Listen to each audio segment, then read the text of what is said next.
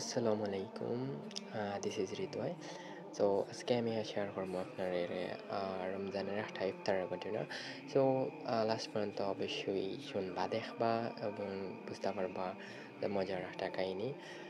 So I হই আমরা decide করছি আমার খালার ঘর বাইয়ে আখতা ধরে আমরা প্ল্যান করছি বাইরে যাইতাম, কারণ বাসাতে আমরা বোরিং হয়ে গেছি। অলরেডি বাড়ি যাবো না রমজান মাইয়ে দিন, ওটার লেগে আমরা ডিসাইড করছি বাড়ি যাইমু। সো কই যাবো চাই আমরা সিলেক্ট করলাম মরিপুর যাইতাম আখতা ধরি। ইফতারের 2 ঘন্টা আগে প্ল্যান।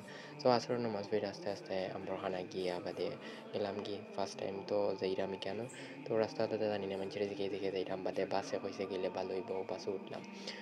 নর্মালি আমরা টায়ার্ড লাগছে একটু, বাট যখন ন্যাচারাল প্লেসও গেছি সো আমরা খুব ভালো লাগছে।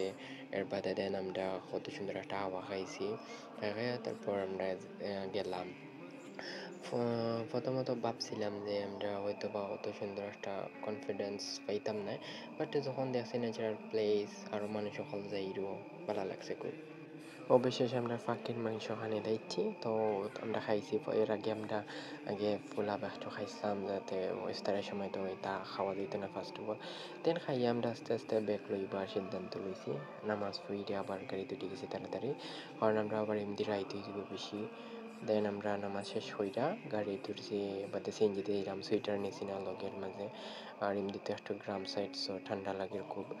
সো মজার বিষয় হইলো আস্তে আস্তে আমরা আইসি এমনি আবার তারাবি পড়তাম। তারাবি পড়ার আগে আমরা আম্বরখানা 5 মিনিট আগে আইসি আমরা এখানে।